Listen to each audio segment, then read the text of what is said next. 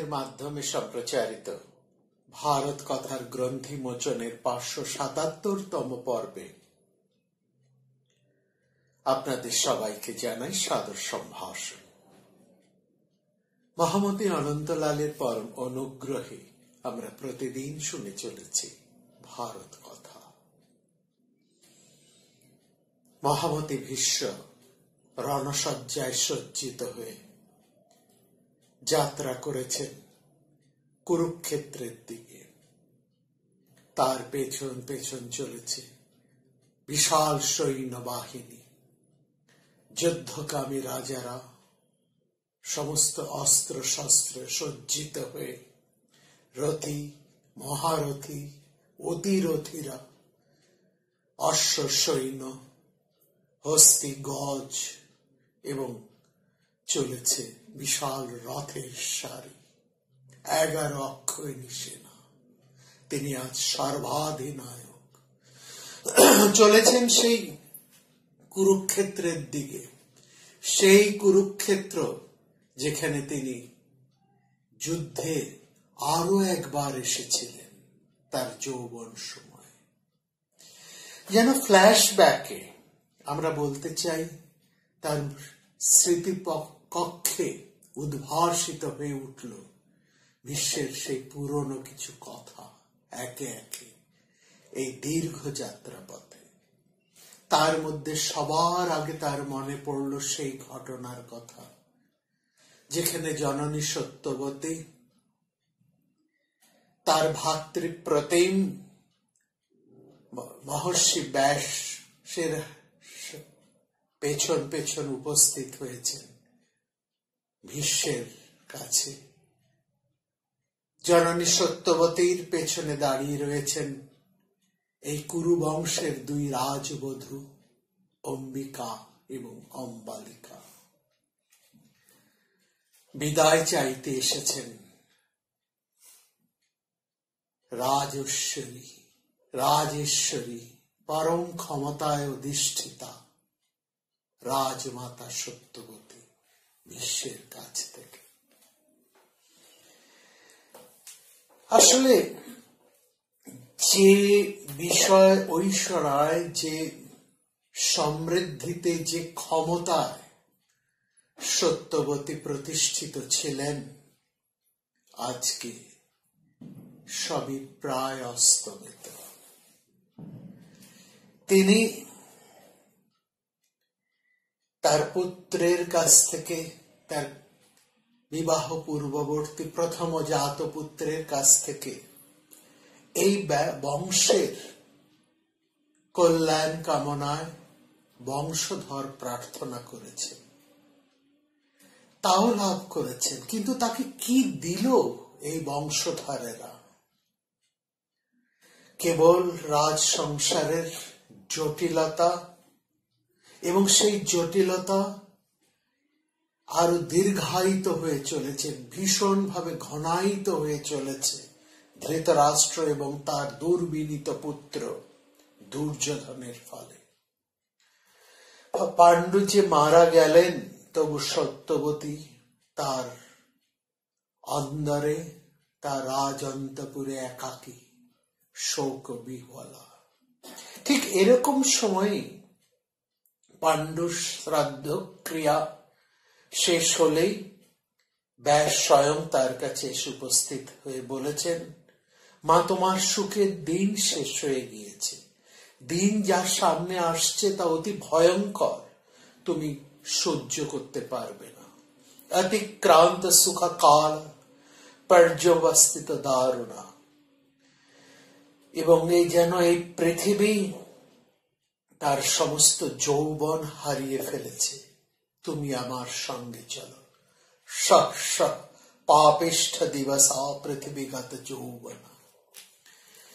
পৃথিবী তো আসলে যৌবন হারায় না, হারাই আমরা। এই কথাটির অন্তর্নিহিত তাৎপর্য বুঝতে পেরেছেন সত্যবতী। বুঝতে পেরে তিনি আর দ্বিধা করেননি। ঋষিপুত্রের কোনো কথাই তিনি আর উপেক্ষা করেননি। তিনি সেই সময় ভেবেছেন তার দুই পুত্রবধূর কথা। তারাই বা কি পেলেন এই সংসারে? তাদের স্বামী অকালে কামাচারে গতায়ু হয়েছেন। অতএব নিয়োগের মাধ্যমে তারা যে স্বামী লাভ করেছেন, সেই স্বামীও সেই পুত্র দ্বয় তাদের শান্তি দিতে পারল না।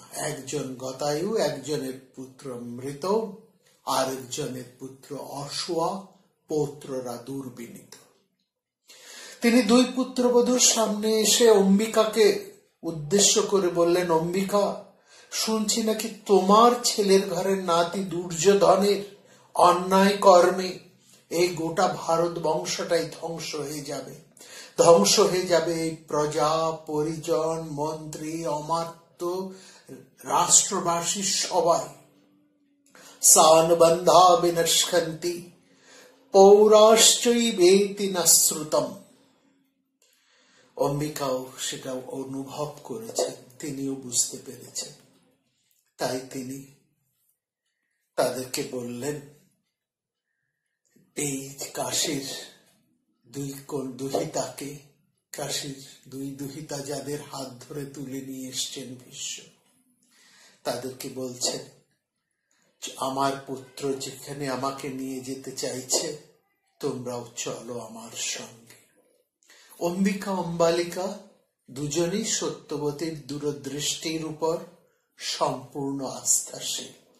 তারা দ্বিরুক্তি না করে এক কাপড়ে, এক বস্ত্রে বেরিয়ে এলেন সত্যবতীর সঙ্গে। ব্যাস তার জননী এবং দুই স্ত্রীকেও, এবং তারই তেজধারিণী দুই স্ত্রীকে নিয়ে প্রব্রজার পথে রওনা দিলেন। যাত্রার পূর্বাহ্নে তারা এসে উপস্থিত হলেন মহামতি ভীষ্মের কাছে। সত্যবতী সামান্য ইতস্তত করে ভীষ্মের কাছে এসে বললেন, তিনি যাওয়ার অনুমতি চাইলেন। তিনি বিদায় নিচ্ছেন এই কুরু পরিবার থেকে, এই সেই কুরু পরিবার থেকে তিনি বিদায় নিচ্ছেন, এবং বিদায় নিচ্ছেন সেই পুত্রের কাছ থেকেই যার হাত ধরে তিনি এই কুরু পরিবারে প্রবেশ করেছিলেন। একমাত্র তার কাছেই দায়বদ্ধ আজ সত্যবতী। অতএব তার কাছে তিনি বিদায় নিতে এসেছেন। এই মুহূর্তে ভীষ্মের মনে হচ্ছে, তিনি তো এই নারীকেই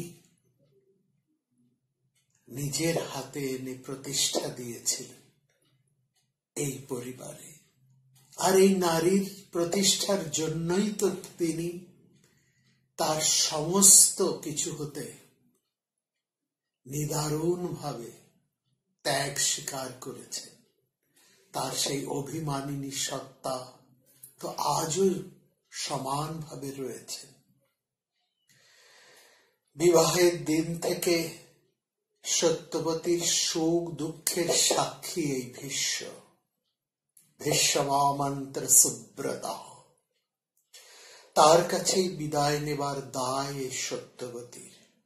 সত্যবতী একবারও বুঝলেন না, হয়তোবা বুঝেও বুঝলেন না, বা বুঝেও তিনি তা বোঝাতে চাইলেন না। ভরত বংশ বৃদ্ধির অছিলায় ভীষ্মকে রাজ্য এবং সংসার থেকে যে বঞ্চিত করেছিলেন, আজও তিনি সেই দায়িত্ব নিয়েও কিন্তু কুরুবাড়ি সংসারে অধিষ্ঠান করছেন। তিনি রয়ে গেছেন আর বিদায় নিচ্ছেন সেই সত্যবতী। কি আশ্চর্য না পরিহাস সেখানে! যার জন্য ভীষ্ম আজ বঞ্চিত, তিনি বিদায় নিচ্ছেন কুরু পরিবার থেকে। আর যার জন্য তিনি রাজ্য এবং সংসার ত্যাগ করেছেন, এক কথায় তিনি রয়ে গেলেন এই রাজ্য এবং এই কুরু পরিবারের সংসারকে রক্ষা করার জন্য। আজকে যুদ্ধযাত্রার পূর্বাহ্নে ভীষ্মের মনে তো সেই কথাই ক্রমে ক্রমে উদয় হচ্ছেন। কারণ তিনি যে এক বিরাট যুদ্ধযাত্রায় চলেছেন, এই যুদ্ধযাত্রা হয়তো ভীষ্মের জীবনে শেষ যুদ্ধযাত্রা। আর কেউ বুঝুক আর না বুঝুক, অন্তত ভীষ্ম এটা সঠিকভাবেই বুঝতে পারছেন। আর যেতে পারছেন বলেই তার মনে সেই কুরুক্ষেত্রের স্মৃতি আরো একবার উদ্বেল হয়ে উঠল। কুরুক্ষেত্রের মধ্যে তো শুধু যুদ্ধের স্মৃতি নয়, তার হৃদয় ক্ষরণের স্মৃতিও সেখানে রয়েছে। ভীষ্মের মনে পড়ল সেই কথা, যেদিন তিনি মহারাজ কাশীর কন্যা স্বয়ংবরের আসর থেকে 3টি কন্যাকে হাত ধরে তুলে নিয়ে এসেছিলেন। হ্যাঁ, সেখানে আমরা জানি ভীষ্মের খানিকটা অত্যাগ্রহ ছিল, এবং সেই অত্যাগ্রহের দাম তিনি দিয়ে চলেছেন। আজও দাম দিয়ে যাচ্ছেন তিনি তার সারাটি জীবন ধরে। এমন ভাবে সেই কন্যাদেরকে কেন তিনি তুলে নিয়ে এসেছেন? এটা ঠিক, কাশী সে সময় এক বিখ্যাত রাজবংশ, এবং কাশী সেই সময়ের এক সমৃদ্ধ রাজবংশ। কাশীর মর্যাদা সেখানে এতটাই যে কোন দেশ, কোন রাজা কেউই কাশীর মর্যাদাকে অতিক্রম করতে পারেন না। এবং অতিক্রম করতে পারেন না বলেই কাশীরাজের আহ্বান কেউ অস্বীকার করতে পারে না, তার গুরুত্ব কেউ অস্বীকার করতে পারে না। এবং কাশীরাজের সাথে সম্পর্ক স্থাপন একটা ঈর্ষার, একটা ভীষণ একটা তাৎপর্যপূর্ণ। সেজন্য কাশীরাজের এই রাষ্ট্রীয় যজ্ঞে তার কন্যাকে লাভের জন্য সে সময় ভারতবর্ষের সমস্ত রাজারা উপস্থিত। আর ঠিক কাশীরাজের মহত্ব, গুরুত্ব অনুধাবন করে সেখানে উপস্থিত হয়েছিলেন ভীষ্ম, তার নিজের জন্য নয়, তার ভাইদের জন্য, তার কন্যাদেরকে নিতে। এবং কিন্তু সেখানে এমন একটা ঘটনা ঘটে গেল, এবং সেই জায়গায় আমরা দেখলাম যে ভীষ্মের একটা অত্যাগ্রহ। তিনি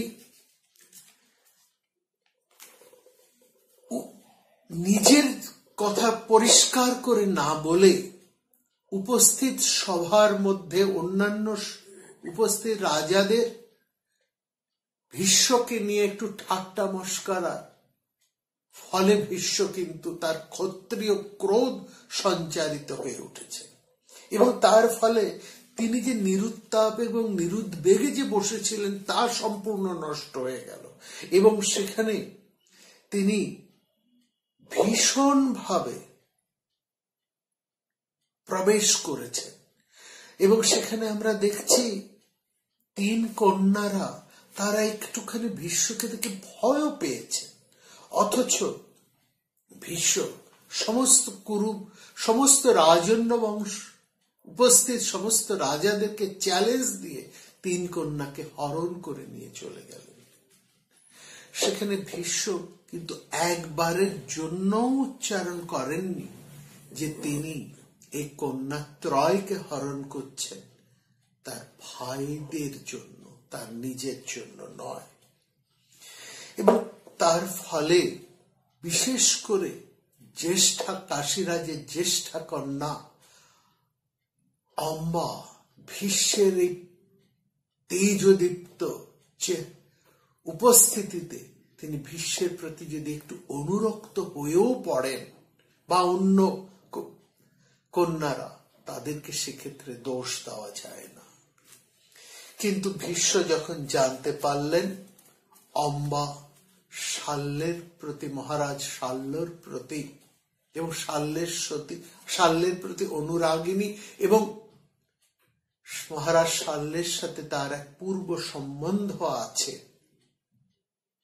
অতএব ভীষ্ম তাকে ফিরিয়ে দিবার সমস্ত আয়োজন করলেন সমস্ত রকম সসম্মানে এবং সর্বপ্রকার নিরাপত্তা দিয়ে।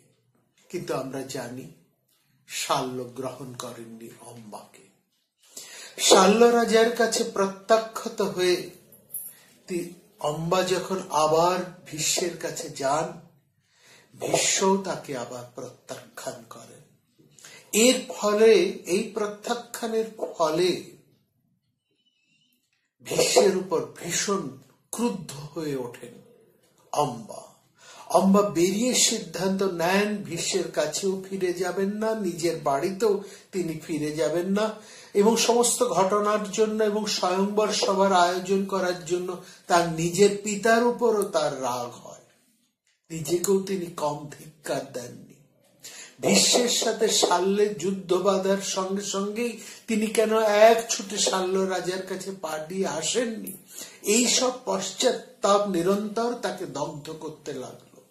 প্রবৃত্তে দারুণে যুদ্ধে শাল্যার্থং নাগতাপুরা।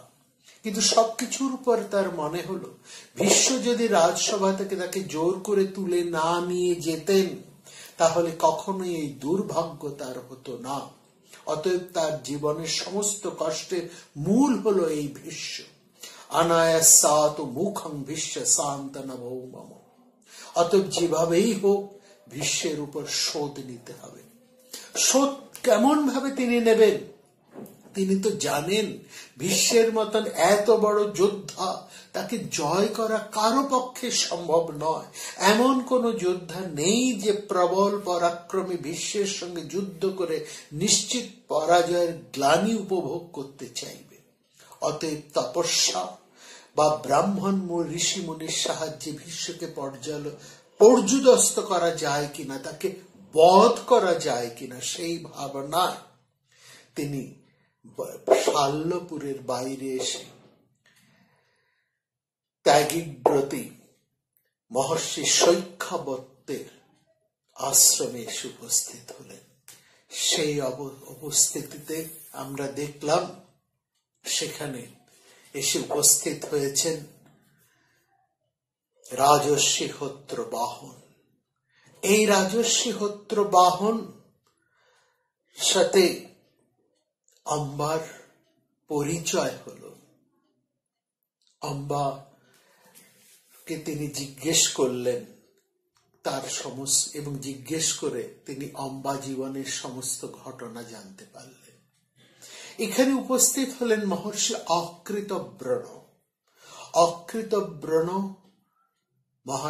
মহর্ষি পরশুরামের শিষ্য। হোত্রবাহন অকৃতব্রণের কাছে জানতে পারলেন মহর্ষি পরশুরামও এই আশ্রমের দিকেই আসছেন, হয়তো আগামীকাল তিনি এসে উপস্থিত হবেন। হোত্রবাহন অকৃতব্রণের কাছে অম্বার সমস্ত জীবন কাহিনী তুলে তার দুঃখের কথা জানালেন।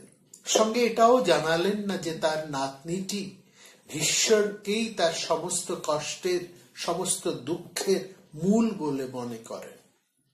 অম্বা হোত্রবাহনের এই কথার পরম্পরায় তাকে যদিও সমর্থন করেননি, কিন্তু তিনিও বুঝিয়ে দিলেন, অম্বাও এটাও বুঝিয়ে দিলেন যে তিনি ভীষ্মের শাস্তি চান।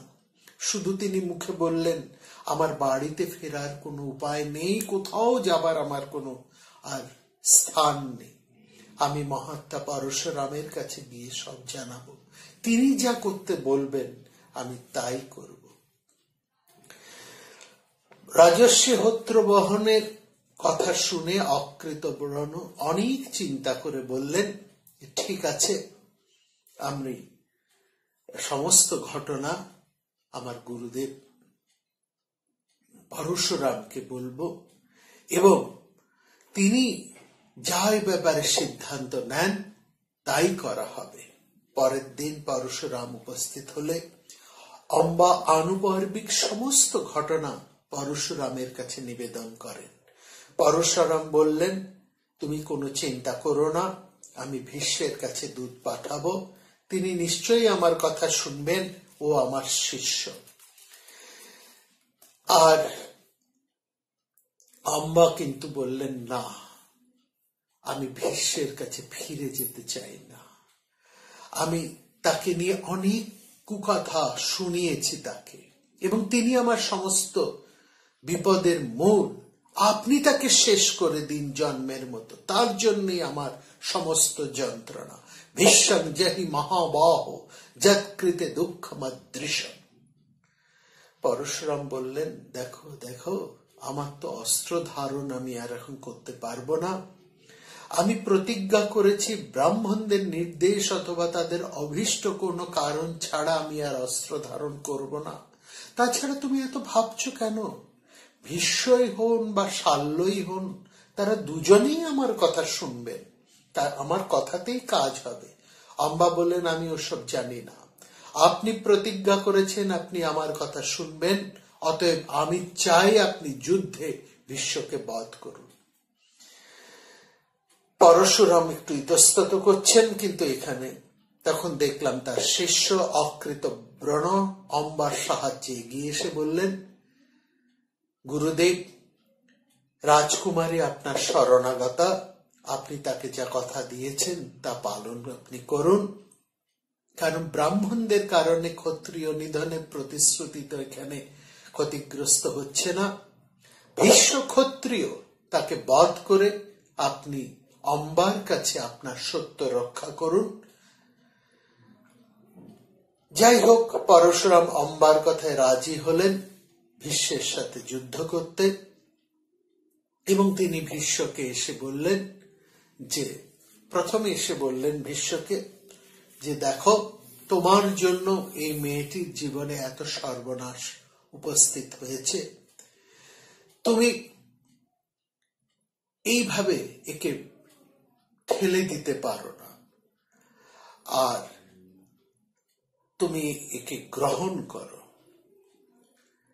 পরশুরাম ভীষ্মের অস্ত্রগুরু। ভীষ্ম অনেক অল্প বয়সে তার কাছে অস্ত্র শিক্ষা করেছিলেন, এবং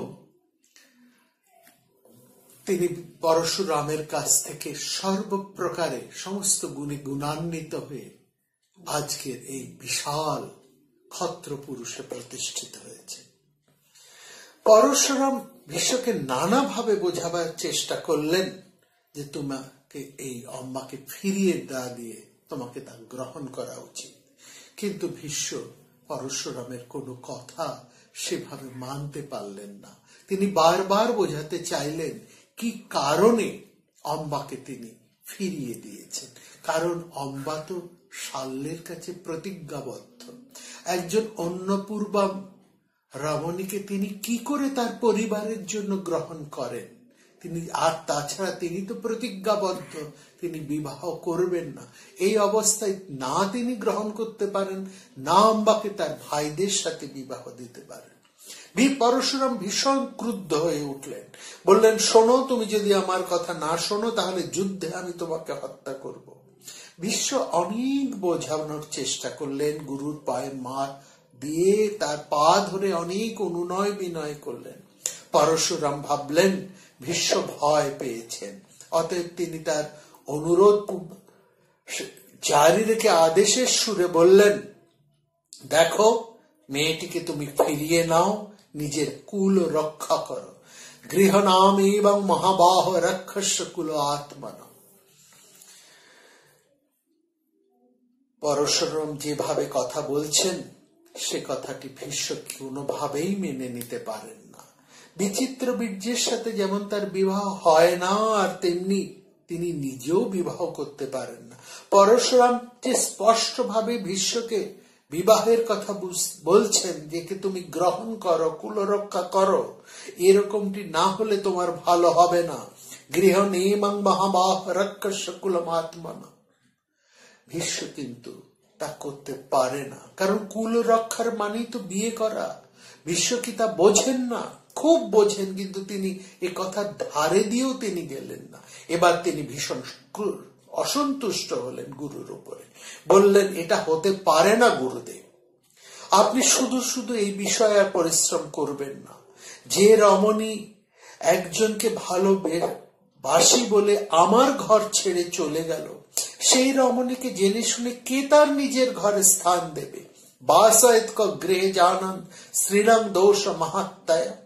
আপনি যদি তবু আমার কথা না শোনেন, তাহলে আমাকে যুদ্ধ করতেই হবে, কারণ আপনি আমার গুরু। গুরু হওয়া সত্ত্বেও আপনি গুরুর মতন ব্যবহার করছেন না আমার সঙ্গে। সেই সময় ভীষ্ম মহারাজ মরুত্বের একটি কথা উদ্ধৃত করে বললেন, গুরু যদি গর্হিত আচরণ করে, কর্তব্য অকর্তব্যের সীমা উল্লঙ্ঘন করেন, ন্যায় অনুযায়ী কাজ না করেন, তাহলে সেই গুরুকেও ত্যাগ করা উচিত। গুরুর পাবলিপ্তস্য কার্যম অকার্যম জানতঃ উৎপত প্রতিপন্নস্য পরিত্যাগ বিধীয়তে। সুতরাং আপনার সাথে আমাকে আর কোন উপায় নেই, যুদ্ধ প্রয়োজন হলে যুদ্ধ করতেই হবে। যুদ্ধ লাগাবার আগে উভয়ের মধ্যে ভীষণ কথা কাটাকাটি আরম্ভ হলো। ভীষ্ম প্রতি পরশুরাম এবং পরশুরামের প্রতি ভীষ্ম ভীষণ ক্রুদ্ধ হয়ে বললেন যে আপনি কুরুক্ষেত্রের এই মুক্ত ভূমিতে এসে উপস্থিত হন, সেখানেই আমাদের যুদ্ধ হবে। ওই কুরুক্ষেত্রেই আমি আমার পিতা শ্রাদ্ধ করে সুচিতা লাভ করেছিলাম, অতএব ওখানেই আপনাকে হত্যা করে পুনরায় শৌচ লাভ করব। মনে রাখবেন, এতদিন ধরে আপনি যে বড় ক্ষত্রিয় হন্তা বলে প্রতিষ্ঠিত হয়েছেন, তার কারণ আপনি প্রকৃত ক্ষত্রিয় বলে কাউকে এতদিন দেখেননি, এবং ভীষ্ম তখনও জন্মায়নি। না দাদা জাতবান ভীষ্ম ক্ষত্রিয় বাপি মদ্দিধা। পরশন বললেন, তুমি ঠিকই বলেছ, যুদ্ধটা তাহলে কুরুক্ষেত্রেই হোক, তার কারণ তার পাশ দিয়ে তো গঙ্গা বয়ে যাচ্ছে, সেখানে তোমার মা রয়েছেন। আমি যখন শত সহস্র সরক্ষেপে তোমাকে নিহত করব, বধ করব, তখন তোমার স্নেহময়ী জননী জাহ্নবী তোমাকে শেষ দেখাটা দেখে নিতে পারবেন। অবশ্য তিনি দেখবেন তোমার দেহটা শেয়ালে শকুনে খাচ্ছে, তাতে তার দুঃখ হবে, কিন্তু কি আর করা যাবে। জাহ্নবী পশ্যতাং ভীষ্ম ঘৃদং কঙ্কবলাসনম। যুদ্ধ আরম্ভ হলো, এবং যুদ্ধের পূর্বাহ্নে আমরা একটা অপূর্ব চিত্র দেখলাম। যুদ্ধের পূর্বাহ্নে ভীষ্ম তার সমস্ত অস্ত্র নামিয়ে রেখে গুরু পরশুরামকে প্রণিপাত করে বললেন, আপনি আমার গুরু, এই সমরাঙ্গনে আমি আপনার সাথে যুদ্ধ করব, আপনি আমাকে জয়ের আশীর্বাদ দান করুন। গুরুরা ধর্মশীলেন জয়মাসাস্মে বিভো। পরশুরাম বললেন, তুমি এসেছ, আমি খুব প্রসন্ন হয়েছি। যদি তুমি আমার কাছে এভাবে না আসতে, তাহলে আমি তোমাকে অভিসম্পাত করতাম। যাও, ধর্ম অনুসারে যুদ্ধ করো, আমি তোমার আচরণে সন্তুষ্ট হয়েছি। গচ্ছ যুদ্ধস্য ধর্মেণ প্রীতাস্মি চরিতেন চ। কিন্তু আমি তো তোমার সাথে যুদ্ধ করছি, অতএব তোমাকে জয়ের আশীর্বাদ সরাসরি করতে পারি না। কিন্তু আমি বলছি, তুমি ধর্ম অনুসারে যুদ্ধ করো, আর আমি তোমার উপর সন্তুষ্ট। এই জায়গাটা আমাদের একটু বুঝতে হবে। এই পরশুরামের কথা এবং প্রথমত ভীষ্মের কথা এবং পরশুরামের কথা, এই কথাটি আমরা আজকে একটু আপনাদের কাছে বলে এই পর্ব শেষ করব। এখানে দেখুন, ভীষ্ম এবং এর পূর্বাহ্নে, যুদ্ধের পূর্বাহ্নে দুজনের সাথে অনেক কটু বাক্য বিনিময় করেছে। যুদ্ধের প্রাককালে দুজনের প্রতি বাক্য বর্ষণ করেছে। কিন্তু যে মুহূর্তে যুদ্ধ আরম্ভ হচ্ছে, সেই কুরুক্ষেত্রে ভীষ্ম কিন্তু গুরুকে অতিক্রম করছেন না। গুরুর মর্যাদায় তাকে প্রতিষ্ঠিত রেখে ভীষ্ম তার সমস্ত অস্ত্রকে নামিয়ে রেখে তিনি গুরুকে প্রণিপাত করে তার কাছে জয়ের আশীর্বাদ প্রার্থনা করছেন। এখানে আমরা ভীষ্মের যেমন গুরুর প্রতি তার শ্রদ্ধা এবং ভীষ্মের মহত্বকে আমরা অবলোকন করছি, উল্টো দিক থেকে পরশুরামকে দেখুন, তিনি ভীষণ যুদ্ধকামী, ব্রাহ্মণ হয়েও তিনি যুদ্ধকামী। আজকে তিনি যুদ্ধ করবেন না বলেও তিনি যুদ্ধ করতে এসেছেন এবং যুদ্ধ তিনি করতে চাইছেন ভীষ্মের সঙ্গে। কিন্তু যে মুহূর্তে শিষ্য তার কাছে প্রণিপাত হলেন, প্রকৃত গুরুর মতন পরশুরাম আপ্লুত হয়ে ভীষ্মকে তার বুকে জড়িয়ে ধরলেন। এবং যদিও তিনি মুখে বললেন আমি তোমার সঙ্গে যুদ্ধ করছি, অতএব আমি তোমাকে সরাসরি জয়ের আশীর্বাদ করতে পারি না, কিন্তু আমি বলছি তুমি ধর্ম অনুসারে যুদ্ধ করো এবং আমি তোমার উপরে অত্যন্ত প্রীত। তুমি যদি না আসতে তাহলে আমি সত্যিই তোমাকে অভিসম্পাত করতাম। এই কথার প্রত্যেকটা শব্দকে লক্ষ্য করুন। গুরু সব সময় তার একজন প্রকৃত শিষ্যের কাছে পরাজয় কামনা করেন। সমস্ত প্রকৃত গুরু একজন যশস্বী শিষ্যের কাছে পরাজয় কামনা করেন এবং পরাজয় হয়েই তিনি কিন্তু আসলে জয়ী হতে চান। এটাই হচ্ছে এক প্রকৃত গুরুর চিরন্তনী হৃদয় অভিপ্রায়। পরশুরামও এই দিক থেকে ব্যতিক্রম নন। তিনি প্রকারান্তরে কিন্তু ভীষ্মকে আশীর্বাদই করছেন, বলছেন তুমি যদি এই আচরণটা না করতে, পূর্বে যদি তুমি আমার কাছে না আসতে, তাহলে আমি তোমাকে অভিসম্পাত করতাম, কিন্তু তুমি আমার কাছে এসেছো। এবং এই কথা বলে আলিঙ্গন করে শিষ্য যাতে গুরুর প্রতি দুর্বল না হয়ে ওঠেন, সেই জন্য বলছেন আমি তোমার সঙ্গে যুদ্ধ করব, অতএব আমি তোমাকে যুদ্ধে জয়ের আশীর্বাদ দিচ্ছেন। এই জন্য তিনি শিষ্যের মনোবলটাকে আর একটু শক্ত করে রাখছেন, যাতে শিষ্য দুর্বল না হয়ে পড়ে। বলছে আমি তোমার সঙ্গে যুদ্ধ করব, সমানে সমানে যুদ্ধ হোক। অর্থাৎ গুরু বলতে চাইছেন দেখি তুমি আমার কাছ থেকে শিক্ষা লাভ করে কেমন যুদ্ধবীর হয়েছে। এবং মনের দিক থেকেও তিনি প্রসন্ন হয়েছেন এবং প্রসন্ন হয়ে বলছেন ধর্ম অনুসারে যুদ্ধ করো। এখানে এই ধর্ম শব্দটা ভীষণ ভীষণ ইম্পর্টেন্ট। ধর্ম বলতে এখানে ন্যায় অনুসারে, কারণ ভীষ্ম রয়েছেন তার ন্যায়ের পথে। তার কর্তব্য, তার প্রতিজ্ঞা এবং তার নীতি থেকে তিনি বঞ্চিত হচ্ছেন না। এ পর্যন্ত পরশুরাম অন্তরে এটা বুঝেছেন, তিনি মর্মে মর্মে এটা বুঝেছেন ভীষ্মের কোথাও কোনো ত্রুটি নেই। এই জন্য তিনি ইতস্তত করছিলেন ভীষ্মের সঙ্গে যুদ্ধ করতে। কিন্তু তার শিষ্য অকৃতব্রণ এবং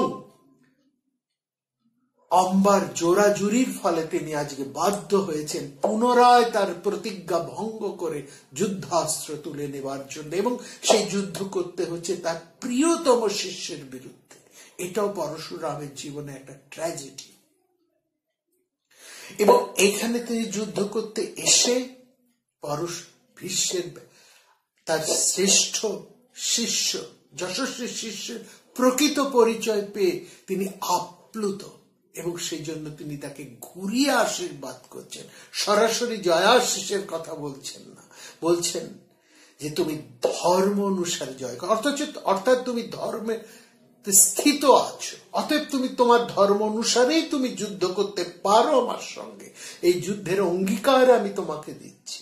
আর সঙ্গে সঙ্গেই বললেন তোমার আচরণে আমি প্রীত, সন্তুষ্ট। গুরু যদি প্রসন্ন থাকে শিষ্যের কি আর কোনো ভয় আছে? সেই দীর্ঘ যুদ্ধে আমরা দেখব সেই বিশাল যুদ্ধের উন্মত্ততা, যেখানে মহাভারত বেশ কয়েক পর্ব ধরে এই যুদ্ধের কথা বলে চলেছে। এবং পরশুরাম সের সাথে যে যুদ্ধের উন্মত্ততা, সেখানে দেবতা, ঋষি, সমস্ত শুভার্থীরা এসে একযোগে বিশ্বকে মিনতি করেছেন এই যুদ্ধ থামাবার জন্য, এবং অনেক চেষ্টার পর সেই যুদ্ধ থামলো এবং পরশুরাম অতি প্রসন্ন হয়ে সবার সামনে ভীষ্মের গৌরবের কথা আরম্ভ করলেন। ভীষ্ম সবার সামনে গুরু পরশুরামের চরণ বন্দনা করলেন। ততহং রামাসাদ্য ববন্দে ভীষ বিশ্বতঃ। পরশুরাম ভীষ্মকে বললেন, আমি পৃথিবীতে অনেক বড় বড় বীর দেখেছি, কিন্তু তোমার মতো এমন বড় বীর পৃথিবীতে আর অদ্বিতীয়। তোমার মতন বীর পৃথিবীতে আর কেউ দ্বিতীয় নেই। তৎসম নাস্তি লোক অস্মিন ক্ষত্রিয় পৃথিবীচরঃ। পরশুরাম অম্বার কাছেও নিজের অক্ষমতা প্রকাশ করে বললেন, আমি আমার চেষ্টা তো কম করিনি, তুমি তো সবই দেখেছ এবং সারা পৃথিবী দেখেছে। প্রত্যক্ষ মেতল্লোকম। আমি আমার প্রাণপণ চেষ্টা করেছি, কিন্তু ভীষ্মকে আমি হারাতে পারি না। আমার এইটুকুই ক্ষমতা, আমার এইটুকুই শক্তি। এবার তোমার যা ইচ্ছে, তোমার যেখানে যাবার ইচ্ছে তুমি তা যেতে পারো। আমি আর তোমার জন্য কি বা করতে পারি? বরং আমি চাই তুমি ভীষ্মের আশ্রয় যাচনা করো। এছাড়া তো আর কোনো উপায় আমরা দেখছি না। ভীষ্মদে প্রপদ্যস্য ন তেহান্না বিদ্যতে গতি। পরশুরাম থেমে সবার কাছ থেকে বিদায় নিয়ে তিনি চলে গেলেন।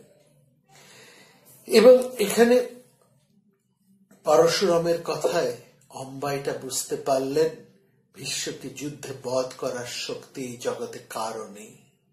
ভীষ্ম যথেষ্ট শক্তিমান, ক্ষমতাবান, কিন্তু ভীষ্মের কাছে ফিরে যাওয়া কি আর অম্বার পক্ষে সম্ভব? অম্বা বরং সেখানেই যেতে চান যেখানে গেলে তিনি ভীষ্মকে যুদ্ধে হত্যা করতে পারেন। অম্বা ভাবলেন ভীষ্ম তো তাকে বিবাহ করবেন না, তার ভাই বিচিত্র বীর্যের সঙ্গেও তার বিবাহ দেবেন না। আর ভীষ্মের ওপরও তো তার যে দুর্বলতা ছিল সেটা কি আর আজ আছে? কিংবা ভীষ্মের দিক থেকে কোনো দুর্বলতা আছে? ভীষ্মের দিক থেকে কোনো দুর্বলতা আছে কি নেই সেটা আমাদের চেয়ে আরো ভালো বলতে পারেন রসশাস্ত্রকারেরা। সেই রসশাস্ত্রকারদের কথার সূত্র ধরেই আমরা আগামী পর্বে আপনাদের কাছে ফিরে আসব। অম্বা বিশ্ব স্মৃতিপথে সেই কুরুক্ষেত্রের মহাযুদ্ধে আজ উদিত হচ্ছে তার এক হৃদয় ক্ষরণের কথা। সত্যি অম্বা কি তার কাছে যেতে পারেন, না ভীষ্ম কি সত্যি অম্বাকে ত্যাগ করতে পারেন? আগামী পর্বে আমরা শুনব সেই রক্তমোচনের ইতিহাস। ভালো থাকবেন সবাই, কখনোই নির্ভারত হয়ে থাকবেন না। নমস্কার। প্রাণারাম প্রাণারাম প্রাণারাম প্রাণারাম প্রাণারাম প্রাণারাম। কি যেন লুকানো নামে তাই মিষ্ট এত তব নাম। প্রাণারাম প্রাণারাম প্রাণারাম প্রাণারাম প্রাণারাম।